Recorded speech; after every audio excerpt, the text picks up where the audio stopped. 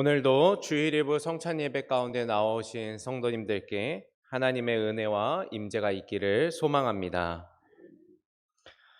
저는 어제 리드 산악회의 2024년 첫 산행에 함께 동행했었습니다. 대장이신 서영모 권사님과 비롯한 네 분의 권사님과 같이 관악산을 올랐는데요. 그래도 제가 산을 좀 괜찮게 타는 것 같습니다. 그래서 열심히 올랐습니다. 그런데 그렇게 열심히 오르던 중에 예기치 못한 큰 고난을 만나게 되었는데요. 지난주에 눈이 펑펑 내리고 나서 날이 따뜻해지니까 낮에는 눈이 좀 녹았다가 다시 밤에는 얼기 시작하면서 길이 빙판길이 되어 있었던 거지요. 돌이라도 조금 나와 있으면 밟아서라도 올라가겠는데 어떤 구간은 돌도 없이 그냥 얼음 덩어리만 있었습니다. 고민을 했습니다. 올라갈 수 있을까? 고민을 하는데 그때 뒤에서 서영모 원사님이 자신의 지팡이를 하나 저에게 주시면서 목사님, 한 손으로는 지팡이를 의지하고 한 손으로는 밧줄 잡고 올라가시면 됩니다. 이렇게 알려주셨습니다. 그래서 그 말씀을 듣고 이제 열심히 산을 오르는데요. 이 지팡이와 밧줄이 얼마나 고마운지요. 수십 번을 미끄러지는데 그 밧줄을 딱 잡으니까 중심을 잡고 넘어지지 않을 수 있었습니다. 절로 고백을 하게 되었습니다. 이게 생명줄이다. 저절로 고백을 했습니다. 그 순간 제 마음에 시원한 깨달음 같은 것이 하나 찾아왔습니다. 우리의 삶과 신앙도 수없이 미끄러지고 넘어지고는 하거든요. 그러면 그 가운데 나는 정말 무엇을 꼭 붙잡고 가야 할까? 특별히 오늘날 이 이야기가 중요한 이유는 2024년 그리고 앞으로 다가올 세상은 너무도 혼란스럽기 때문입니다. 무엇을 잡아야 할지, 어디에 마음을 두어야 할지 전혀 모르겠습니다. 매일같이 이전에는 없었던 새로운 것이 발달하고 그 기술과 문화와 사상은 우리의 삶을 어떻게 변화시킬지 전혀 예측할 수 없는 시대가 찾아왔죠. 과거의 선조들처럼 할아버지가 그랬고 아버지도 그랬으니 나도 그렇게 살겠습니다 라는 말은 더 이상 통용되지가 않습니다. 이제는 10년 뒤에 내가 가지고 있는 직업이 그대로 있을지도 고민해야 되는 시대가 왔지요. 이런 불확실한 세상에서 가장 필요한 것은 생명줄을 붙잡고 살아가는 것입니다. 그러면 무엇이 생명줄이 되는가? 우리는 대체 어디에 마음을 두고 살아야 할까? 저는 오늘 교회력에 따른 본문 중 하나로 말씀을 나누려 하는데요. 오늘 우리가 읽은 본문은 언뜻 문자적으로 보면 결혼에 관한 이야기를 하는 것처럼 보이죠. 특별히 고린도전서 7장 25절의 윗부분에 제 성경에는 소제목으로 처녀와 과부에게 주는 권면이라고까지 제목이 붙어 있습니다. 또 이야기를 살펴보니까 결혼에 관한 바울의 권면이 가득해요. 내용을 보니까 바울 생각에는 결혼을 안 하는 게 좋을 것 같다라는 이야기를 하는 것 같습니다. 32절과 33절입니다. 너희가 염려 없기를 원하노라. 장가가지 않은 자는 주의 일을 염려하여 어찌하여야 주를 기쁘시게 할까 하되 장가간 자는 세상 일을 염려하여 어찌하여야 아내를 기쁘게 할까 하여. 바울이 지금 하는 말은 장가가지 않으면 주의 일만 생각하고 살면 되는데 장가를 가니까 세상 일도 걱정해야 되고 아내도 생각해야지 된다라는 거죠. 그러니까 이런 말 아닙니까? 장가 가려고 너무 애쓰지 마십시오. 시집 안 가도 괜찮습니다. 혼자 살면 주님을 더 깊이 바라볼 수 있습니다. 뭐 그런 이야기이지요. 어떻게 보면 바울이 비혼을 장려하고 있다라는 생각이 듭니다. 세상에 안 그래도 결혼 안 한다고 해서 온 나라가 고생인데 바울의 말이 들릴 리가 없죠. 결혼도 하지 말라는데 육아는 어떻겠습니까? 저출산 국가의 고통과 아픔을 모르고 하는 말, 그저 그 시대에나 통용되었던 말처럼 들립니다. 그런데 오늘 말씀을 곰곰이 생각해 보니까 바울이 정말로 하고 싶었던 이야기는 그 말이 아닌 것 같아요. 결혼을 하고 말고 장가를 가건 시집을 가건 말건 그건 바울에게 크게 중요하지가 않습니다. 바울이 정말로 하고 싶은 말은 여러분의 마음을 어디에 두고 사느냐 그것을 이야기하고 있는 거죠. 사실 결혼에 대한 부분은 바울의 사족입니다. 그저 의견입니다. 우리가 주목할 부분은 바울이 그런 의견을 내는 목적이 대체 무엇이냐는 거죠. 오늘 바울이 정말로 하고 싶은 이야기는 우리의 삶과 우리의 마음과 우리의 무게를 하나님께 두고 살아야 한다는 것입니다. 그래서 35절에 이렇게 말합니다. 세 번역으로 읽어보겠습니다. 내가 이 말을 하는 것은 여러분을 유익하게 하려고 그러는 것이지 여러분에게 올가미를 씌우려고 그러는 것이 아닙니다. 오히려 여러분이 품위 있게 살면서 마음에 헛갈림이 없이 오직 주님만을 섬기게 하려는 것입니다. 바울의 의도가 드러나지요. 무엇입니까? 올가미를 씌우고 짐을 주려는 것이 아니라 주님만을 섬기며 사십시오. 이 이야기입니다. 다르게 말해 예수님께 마음을 두고 삶의 중심과 무게를 주님께 두고 살아가십시오. 이 이야기입니다. 성도 여러분, 이 이야기가 저는 크게 들립니다. 우리는 지금 어디에 마음을 두고 살아가고 있습니까? 내 삶의 무게는 어디에 두고 있습니까? 정말로 깊이 생각해 보아야 할 문제이지요. 참 안타까운 사실 중에 하나는 오늘날 많은 그리스도인들의 마음에 균형 잡힌 신앙생활을 해야 된다라는 마음을 가지는 것입니다. 다시 말해 내 삶과 예수 그리스도를 믿는 것에 균형을 맞춰야 된다 생각을 하는 거예요. 그래서 이만큼의 삶은 내가 좀 사용을 하고 이 정도의 삶은 그래도 내가 주님을 섬기는 사람이니 주를 위해 사용하겠다라는 생각을 하게 되는 겁니다. 저는 이런 사고방식이 굉장히 위험하다라는 생각을 하게 됩니다.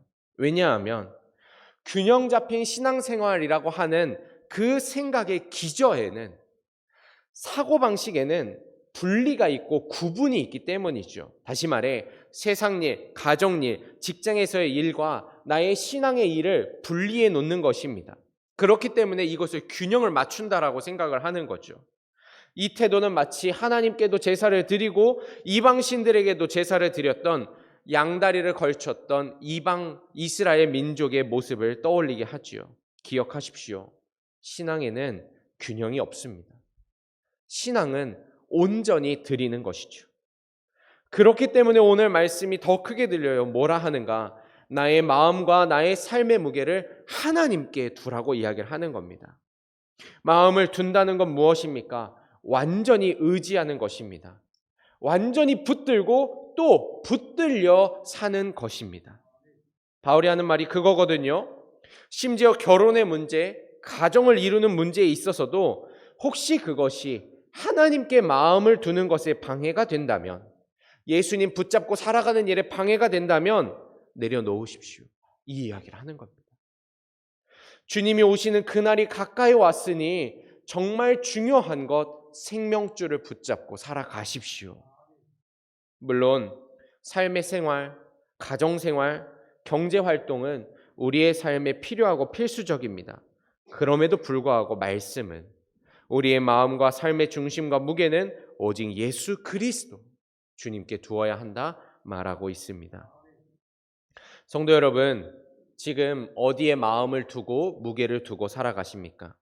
2024년 우리는 무엇에 붙들려 살아가기를 원하십니까? 바라기는 생명줄이요 구원의 길 되시는 예수님께 마음을 두시기를 소망합니다. 그렇다면 보다 구체적으로 우리의 마음을 예수님께 둔다는 것은 무엇을 말하는가? 첫째로는 목표와 목적이 예수님 그 자체인 삶을 의미합니다.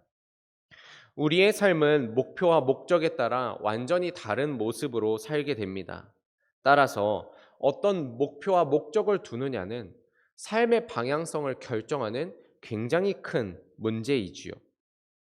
리드 산악회에 어제 산행에 동행하면서 오랜만에 지하철을 타게 되었습니다. 굉장히 긴 시간 지하철을 타게 되었는데요. 교회에서 가니까 약 40여 분 지하철을 타야 된다고 나왔었습니다. 지하철을 타고 가는데 사당역에서부터는 등산 가는 사람들이 굉장히 많이 타더라고요. 여러분 참 신기하지 않습니까? 제가 저 사람을 처음 보는데 딱 보면 나랑 같이 관악산 올라가는 사람, 제가 이걸 알아볼 수가 있더라고요. 왜냐하면 그 사람들의 복장을 보니까 누가 봐도 등산 가는 사람이었기 때문이죠. 등산 바지, 얇은 그 점바, 그리고 가방, 거기다가 지팡이 딱 들고 있으면 누가 봐도 등산 가는 사람. 당연한 사실인데요. 사람들은 자신의 목적과 목표에 맞게 옷을 입습니다. 목적지가 달라지면 옷도 달라집니다. 마찬가지로 목적과 목표에 따라서 삶은, 내 삶의 문화는, 삶의 형태는 완전히 달라집니다. 이러한 이해 안에서 오늘 바울은 이렇게 말을 하고 있습니다.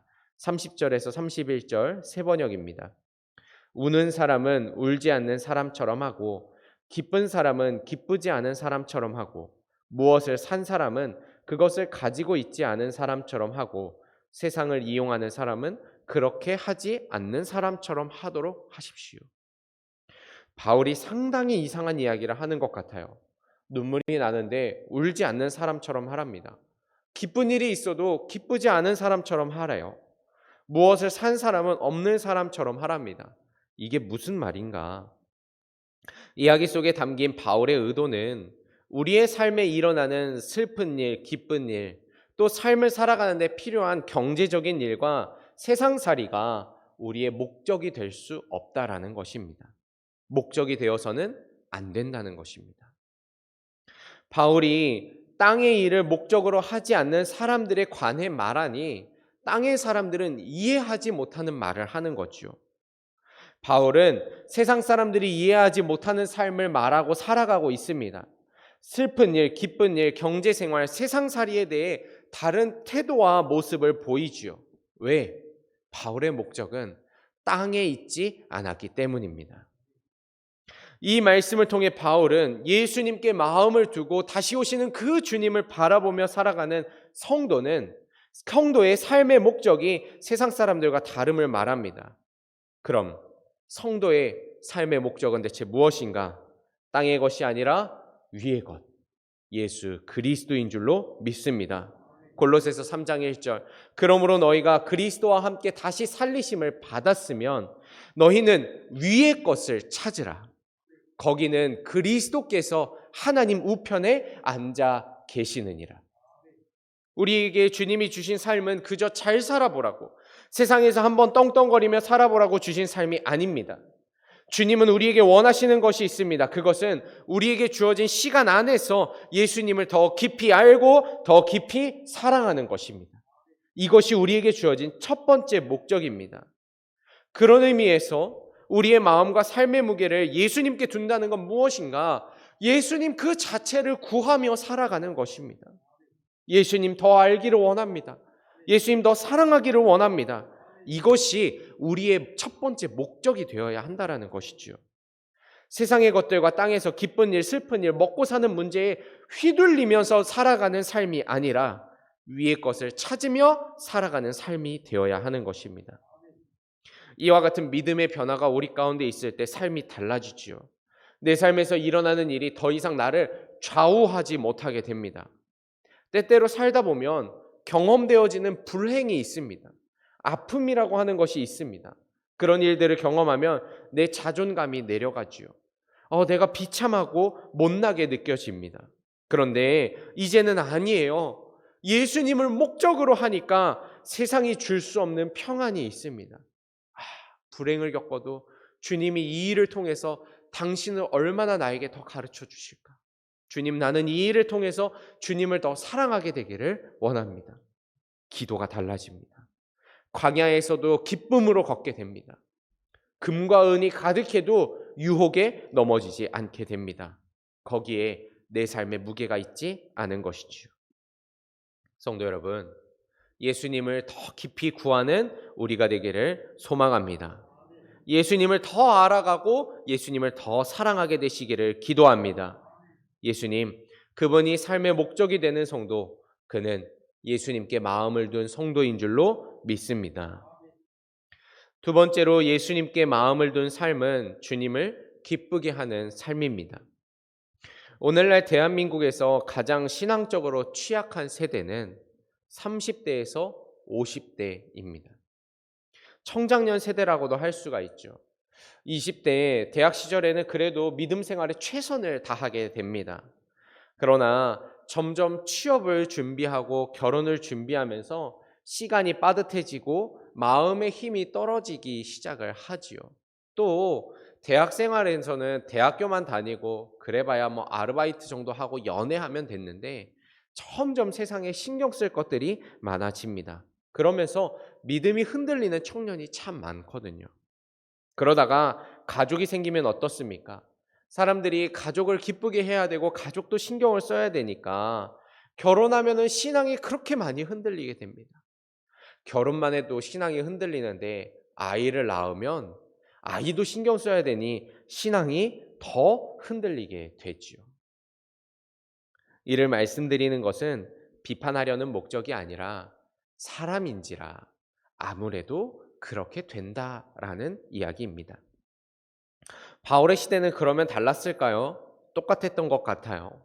앞에서 읽어본 본문인데요. 32절과 33절입니다.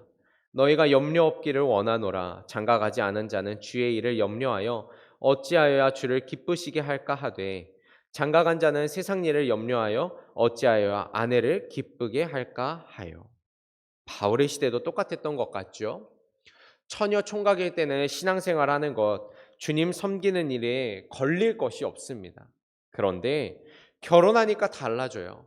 배우자를 위해서 헌신하는 시간과 노력이 필요하죠. 육아도 해야 됩니다.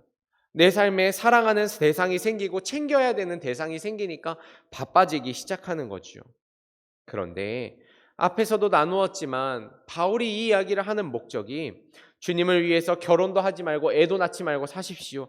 그런 이야기가 아닙니다.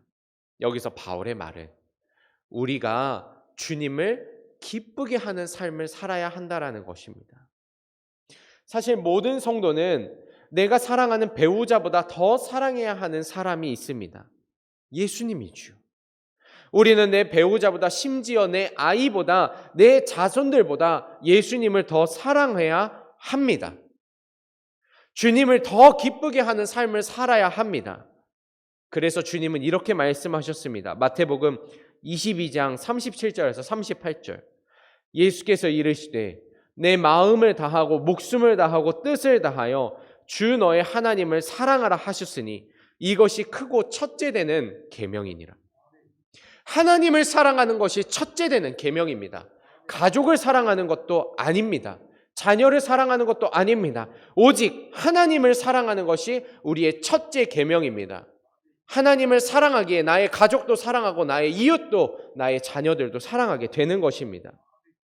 그렇기에 우리의 마음이 주님 앞에 있다면 우리는 그분을 기쁘게 하기 위해서 힘쓰게 되는 것입니다.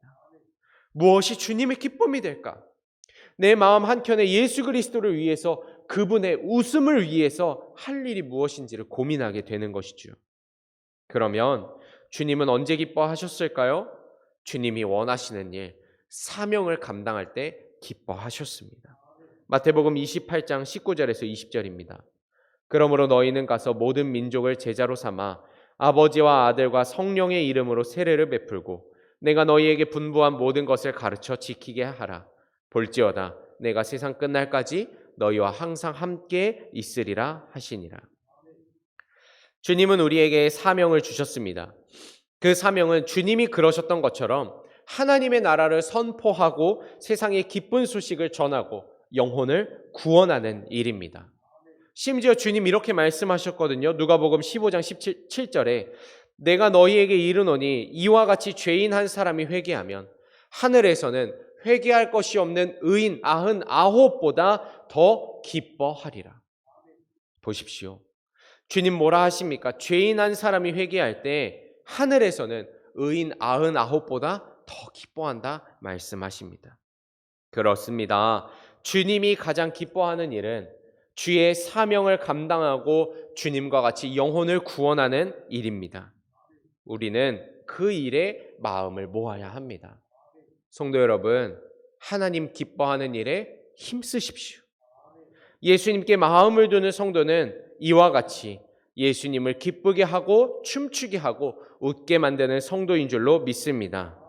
주님 말씀하신 사명을 감당하시기를 소망합니다. 마지막으로 예수님께 마음을 둔 삶은 세상에서 구별된 삶입니다. 34절입니다. 마음이 갈라지며 시집가지 않은 자와 처녀는 주의 일을 염려하여 몸과 영을 다 거룩하게 하려 하되. 계속 반복되는 이야기인데요. 바울이 이번에 처녀에게 결혼하지 말라 하는 이유에 대해서 34절에서 분명하게 말하죠. 주님을 위해서 몸과 영을 거룩하게 하기에 결혼하지 않는 것이 더 유리하다라는 이야기입니다. 말씀을 준비하는 중에 눈에 들어오는 말은 몸과 영을 다 거룩하게 하려 한다는 말입니다. 여기서 말하는 거룩, 하기오스라는 단어는 원래 기본적인 의미가 구별, 분리라는 의미입니다. 다시 말해 섞여져 있는 것이 아니라 따로 떼어져 있다라는 거죠. 바울이 여기서 결혼하지 않는 것이 좋다고 말하는 것은 세상에서 구별되어 살기에 훨씬 유리하다라는 이야기를 하는 겁니다. 그러니 정말 말하고 싶은 것은 결혼이 중심이 아니죠. 예수님께 마음을 두고 살아가는 너희는 세상에서 구별된 삶을 살아야 한다라는 의미입니다. 사실 이 말은 여기서만이 아니라 구약의 율법, 예언서, 지혜문학, 복음서, 서신서, 성경에 공통적으로 하고 있습니다. 성도는 세상 사람들과 똑같이 살면 안 되는 존재입니다. 레위기 19장 2절에 너는 이스라엘 자손의 온 회중에게 말하여 이르라. 너희는 거룩하라.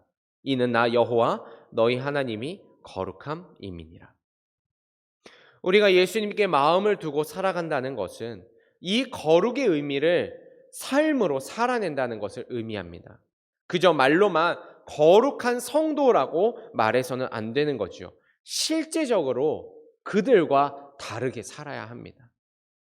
가정에서 예수 믿는 아빠, 남편, 엄마, 아내는 다르다는 이야기가 있어야 합니다. 사업장에서 예수 믿는 CEO 밑에 들어오니까 너무 좋다라는 이야기가 들려야 합니다. 직장에서 교우 관계에서 너는 교회 다니는 사람이니까 좀 다른 것 같아 라는 말을 들을 수 있어야 합니다. 이것이 주님께 마음을 두고 주님께 붙잡혀 살아가는 사람의 삶입니다. 그러나 언제나 문제는 말이 너무 모호하다는 거죠. 거룩, 구별된 삶. 듣기에는 참 좋은데 뭐 어떡하라고 하는 건지, 이 상황에선 대체 어떻게 해야 되는 건지 감이 잘 잡히지 않기도 합니다. 그런 고민을 하는 우리를 위해 예수님이 친히 이렇게 기도하셨습니다.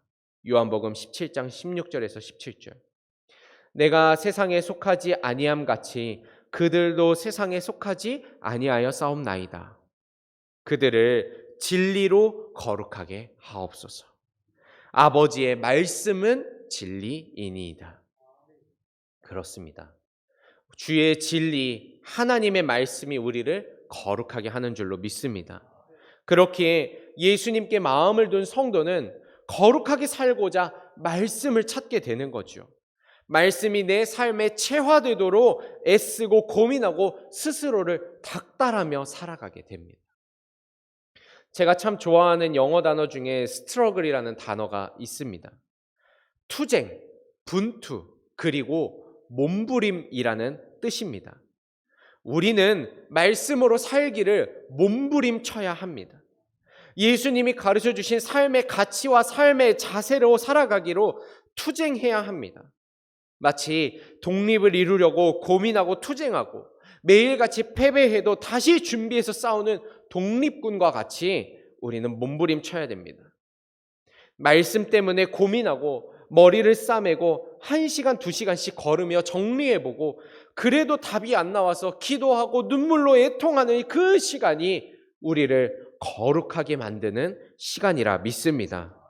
그러니 성도 여러분, 거룩해지기 위해서 주신 말씀 때문에 몸부림치는 성도가 되십시오.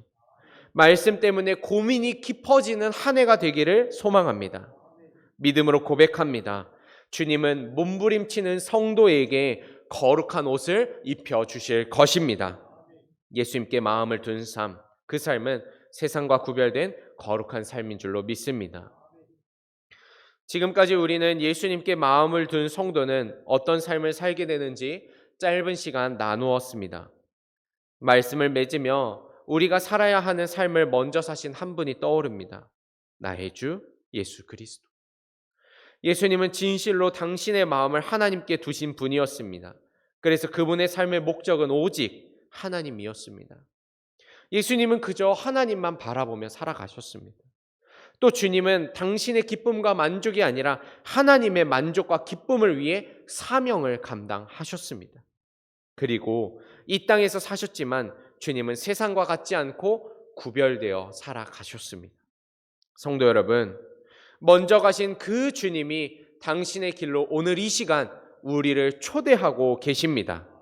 생명줄 되시는 주님 붙잡고 주님께 우리의 마음을 두고 살아가는 복된 한 주가 되시기를 소망합니다. 기도하겠습니다.